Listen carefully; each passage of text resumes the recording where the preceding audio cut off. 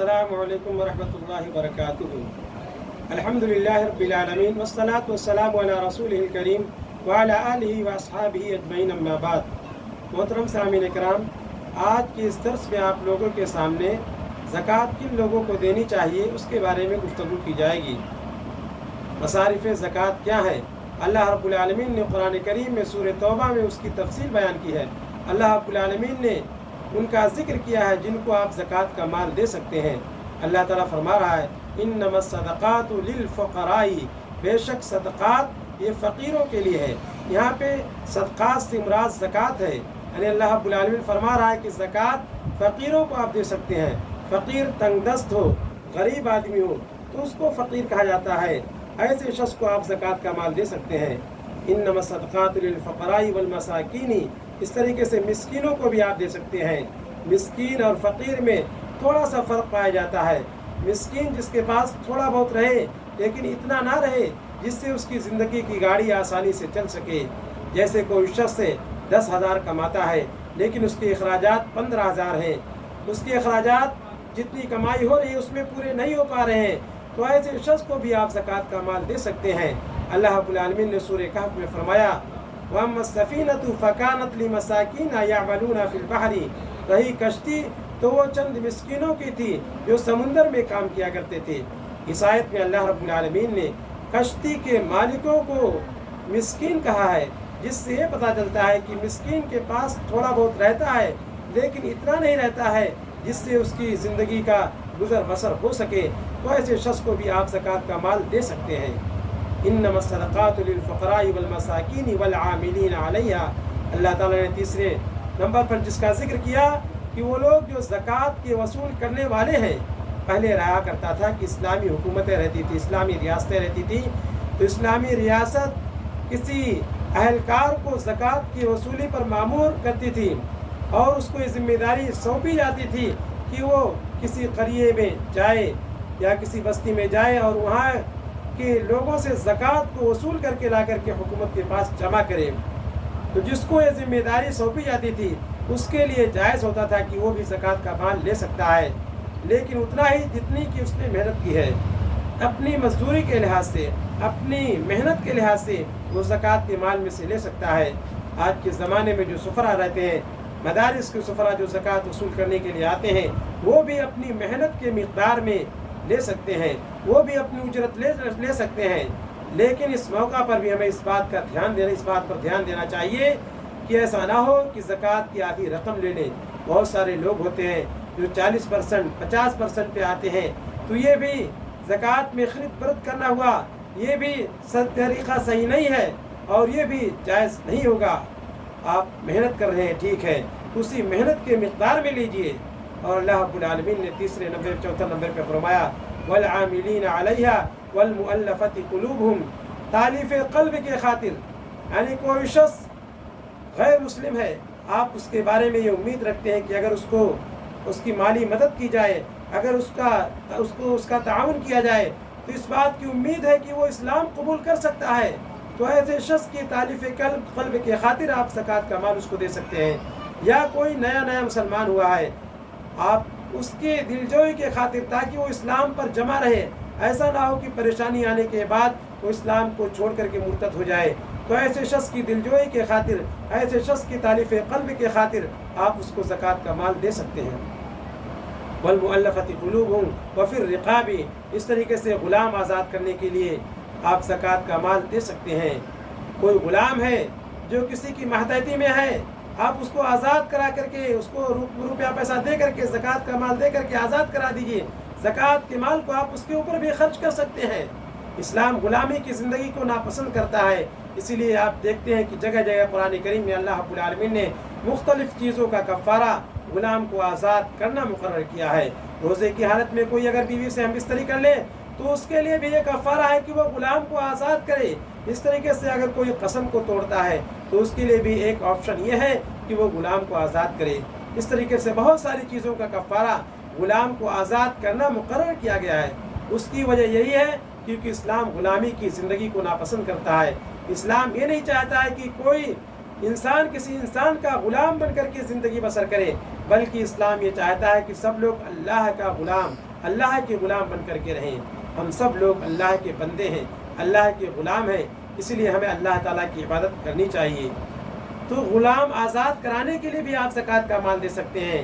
آج کے زمانے میں تو ایسی صورتحال نہیں رہتی ہے، کیونکہ غلاموں کا دور تقریباً ختم ہو چکا ہے، لیکن آج بھی قید خانے میں، جیلوں میں بہت سارے مسلمان ہیں جو بے قصور بند ہیں، ان کے پاس اتنے پیسے نہیں ہیں کہ وہ وکیل کے اخراجات کو برداشت کر سکیں۔ تو ایسے لوگوں کو بھی جو بے قصور بند ہیں جنہوں کے اندر، ایسے لوگوں کو زکوٰۃ کے مال سے وکیل کرائے پہ رکھ کر کے آپ ان کو چھڑا سکتے ہیں۔ ایسے مصرف میں بھی زکوٰۃ کا مال دیا جا سکتا ہے۔ وفی الرقاب والغارمین علیہ، اور وہ جو قرض کے بوجھ تلے تب گئے ہوں، جو لوگ قرض لیے ہیں لیکن قرض کو ادا نہیں کر پا رہے ہیں، تو ایسے لوگ بھی زکوٰۃ کا مال لے کر کے قرض ادا کر سکتے ہیں۔ لیکن قرض لینے والے ایسے ہوں جو صحیح نیت سے قرض لیے ہوں، لیتے وقت ادائیگی کا عزم کر رکھتے ہوں، ایسا نہ ہو کہ لیتے وقت ہی ان کی نیت خراب ہے۔ اور بہت سارے لوگ ایسے بھی ہوتے ہیں جو رکھے رہتے ہیں پھر بھی قرضہ نہیں دینا چاہتے ہیں، تو ایسے لوگوں کو نہیں، بلکہ جو حقیقی معنوں میں مجبور ہو گئے ہیں، قرض کی ادائیگی کی کوئی صورت نہیں بن پا رہی ہے، تو ایسے لوگوں کو بھی آپ زکوٰۃ کا مال دے سکتے ہیں تاکہ وہ قرض کے بوجھ سے جو دب گئے ہیں اس سے نجات حاصل کر سکیں۔ وفی سبیل اللہ، اور اللہ کے راستے میں، اللہ کے راستے سے مراد مجاہد ہے، یعنی جہاں جہاد ہو رہا ہو، جو مجاہدین جہاد کر رہے ہوں، ایسے مجاہدین کو بھی آپ زکوٰۃ کا مال دے سکتے ہیں۔ آج کے زمانے میں ایسی صورت بھی کم ملتی ہے، اور اسی ضمن میں علماء کرام نے کہا ہے کہ مدارس بھی آ جاتے ہیں، ہر وہ دعوت سینٹر آ جاتا ہے جہاں سے اسلام کی دعوت و تبلیغ کا کام انجام دیا جاتا ہو، جہاں سے دین اسلام کی نشر و اشاعت ہوتی ہو، اس لیے کہ جہاد کا مقصود ہوتا ہے اسلام کی نشر و اشاعت، اسلام کو پھیلانا۔ تو یہ جہاد بھی سیف ہوتا ہے، اسی طریقے سے جہاد باللسان، جہاد بالقلم بھی جن جگہوں پہ ہوتا ہے، یعنی زبان کے ذریعے، قلم کے ذریعے، جہاں پہ دین اسلام کی نشر و اشاعت ہوتی ہو، جہاں اعلاء کلمت اللہ کی خاطر خدمات انجام دیے جاتے ہوں، تو ایسی جگہوں پر بھی آپ زکوٰۃ کا مال دے سکتے ہیں۔ وفی سبیل اللہ وابن السبیل، اس طریقے سے کوئی مسافر ہے جو سفر پہ نکلا ہے، اگرچہ وہ مالدار کیوں نہ ہو، سفر میں اگر اس کے اخراجات ختم ہو گئے ہوں تو ایسی صورت میں وہ زکوٰۃ کا مال لے سکتا ہے۔ وفی سبیل اللہ وابن السبیل، تو یہ 8 لوگ ہیں جن کو اللہ رب العالمین نے قرآن کریم میں بیان کیا ہے کہ آپ ان کو زکوٰۃ کا مال دے سکتے ہیں۔ اور زکوٰۃ کے دینے کے سلسلے میں ہمیں اس بات کا بھی خیال رکھنا چاہیے کہ سب سے پہلے ہمیں اپنے رشتہ داروں کا خیال رکھنا چاہیے۔ آپ کے رشتہ دار میں اگر کوئی شخص مستحق ہے، کوئی غریب ہے، کسی کے اخراجات پورے نہیں ہو رہے ہوں، تو ایسی صورت میں آپ سب سے پہلے اپنے رشتہ داروں کی مدد کیجیے، اس لیے کہ اگر آپ رشتہ داروں پر خرچ کریں گے، ان کو زکوٰۃ کا مال دیں گے، تو آپ کو ڈبل اجر ملے گا، 2 گنا ثواب ملے گا۔ ایک تو صلہ رحمی کا ثواب ملے گا، اور دوسرا ثواب آپ کو زکوٰۃ و صدقات کا ملے گا۔ بہت سارے لوگ ہوتے ہیں، ان کے بھائی لوگ پریشان ہوتے ہیں، ان کی بہنیں پریشان ہوتی ہیں، ان کے خالہ، ان کے پھوپھو کے لوگ پریشان ہوتے ہیں، تو ہمیں ایسے لوگوں کی مدد پہلے کرنا چاہیے، اپنے رشتہ داروں کی فکر ہمیں پہلے کرنی چاہیے۔ جب یہ آیت نازل ہوئی تھی، لن تنالوا البر حتى تنفقوا مما تحبون، تم نیکی کو نہیں پا سکتے ہو جب تک کہ اپنی محبوب چیز کو اللہ کے راستے میں خرچ نہ کر ڈالو۔ ابو طلحہ صحابی رسول، ان کے پاس ایک باغ تھا، بیرہا باغ، جو ان کے نزدیک بہت محبوب تھا۔ اس باغ میں اللہ کے نبی صلی اللہ علیہ وسلم جایا کرتے تھے اور اس کے شیریں پانی کو نوش فرمایا کرتے تھے۔ ابو طلحہ رضی اللہ عنہ اللہ کے نبی صلی اللہ علیہ وسلم کے پاس آتے ہیں اور کہتے ہیں کہ اللہ کے نبی، بیرہا باغ میرے نزدیک سب سے زیادہ محبوب ہے، میں اس کو اللہ کے راستے میں خیرات کرتا ہوں، وقف کرتا ہوں، آپ جہاں چاہیں خرچ کریں۔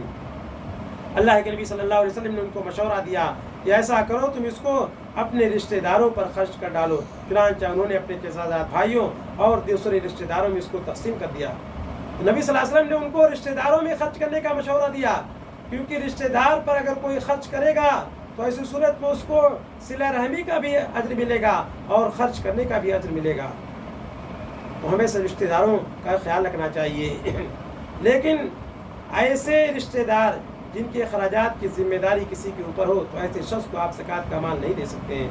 جیسے کوئی بیٹا ہے، وہ اپنے باپ کو زکوٰۃ کا مال نہیں دے سکتا ہے، کوئی شوہر ہے وہ اپنی بیوی کو زکوٰۃ کا مال نہیں دے سکتا ہے، کوئی باپ ہے وہ اپنے بیٹوں کو زکوٰۃ کا مال نہیں دے سکتا ہے، کیونکہ ان کے اخراجات کا پورا کرنا اس کے ذمہ ہے، اس کی ذمہ داری ہے۔ وہ اپنے پیسے میں سے ان کی مدد کرے، ان کو زکوٰۃ کا مال نہیں دے سکتا ہے۔ ہاں بیوی اگر ہے، اگر اس کے پاس ہے روپیہ پیسہ، اگر وہ صاحب نصاب ہے، اگر اس کا شوہر تنگ دست ہے، غریب ہے، تو اپنے شوہر کو وہ زکوٰۃ کا مال دے سکتی ہے۔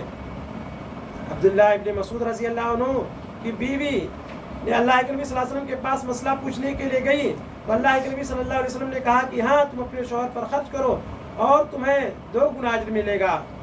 یعنی اللہ کے نبی صلی اللہ علیہ وسلم نے اس بات کی اجازت دی کہ وہ اپنے شوہر کو صدقہ اور زکوٰۃ کا مال دے سکتی ہیں۔ اس طریقے سے صدقہ اور زکوٰۃ کے سلسلے میں ہمیں اس بات کا بھی خیال رکھنا چاہیے کہ جو اللہ کے نبی صلی اللہ علیہ وسلم کے خاندان والے ہیں ان کو زکوٰۃ کا مال نہیں دیا جا سکتا ہے۔ صحیح مسلم کی حدیث ہے، اللہ کے نبی صلی اللہ علیہ وسلم چل رہے تھے، راستے میں آپ صلی اللہ علیہ وسلم نے ایک گری ہوئی کھجور کو دیکھا۔ آپ صلی اللہ علیہ وسلم نے فرمایا کہ اگر مجھے اس بات کا خدشہ نہ ہوتا کہ یہ صدقہ کا مال نہ ہو تو میں اس کو اٹھا کر کے کھا لیتا۔ یعنی آپ صلی اللہ علیہ وسلم نے اس کو اس وجہ سے نہیں کھایا کیونکہ یہ صدقہ کا نہ ہو، اور صدقہ کھانا آپ کے لیے حرام تھا۔ آپ صلی اللہ علیہ وسلم کے نواسے حسن رضی اللہ عنہ نے ایک مرتبہ صدقے کی ایک کھجور کو اپنے منہ میں ڈال لیا۔ اللہ کے نبی صلی اللہ علیہ وسلم نے فرمایا تھوک تو، کیا تمہیں پتہ نہیں ہے کہ ہمارے لیے صدقہ کا کھانا جائز نہیں ہے؟ اللہ کے نبی صلی اللہ علیہ وسلم کے خاندان والوں کے لیے صدقہ کا کھانا جائز نہیں ہے۔ نبی صلی اللہ علیہ وسلم کے خاندان سے جو تعلق رکھتے ہیں ایسے لوگوں کو آپ صدقہ کا مال نہیں دے سکتے ہیں، ایسے لوگوں کو آپ ہدیہ دیجیے۔ اللہ کے نبی صلی اللہ علیہ وسلم کو صحابہ کرام ہدیہ دیا کرتے تھے۔ نبی صلی اللہ علیہ وسلم نے فرمایا تحادوا تحابوا، تم آپس میں ایک دوسرے کو ہدیہ دو، اس سے محبت بڑھے گی۔ تو نبی صلی اللہ علیہ وسلم کے خاندان والے جو ہیں ان کو ہدیے کے ذریعے آپ ان کی مدد کیجیے، یا اگر کوئی مالدار آدمی بھی ہو تو آپ اس کو بھی ہدیہ دے سکتے ہیں۔ زکوٰۃ کے لیے ضروری ہے کہ غریب ہو، مسکین ہو، لیکن ہدیے کے لیے ایسی کوئی شرط نہیں ہے۔ تو یہ مصارف زکوٰۃ کے تعلق سے چند مسائل تھے اور ان لوگوں کا ذکر تھا جن کو آپ زکوٰۃ کا مال دے سکتے ہیں۔ اللہ رب العالمین سے دعا ہے کہ اللہ رب العالمین ہمیں نبی صلی اللہ علیہ وسلم کے بتائے ہوئے طریقے پہ چلنے کی توفیق عطا فرمائے، آمین۔ وآخر دعوانا ان الحمد للہ رب العالمین۔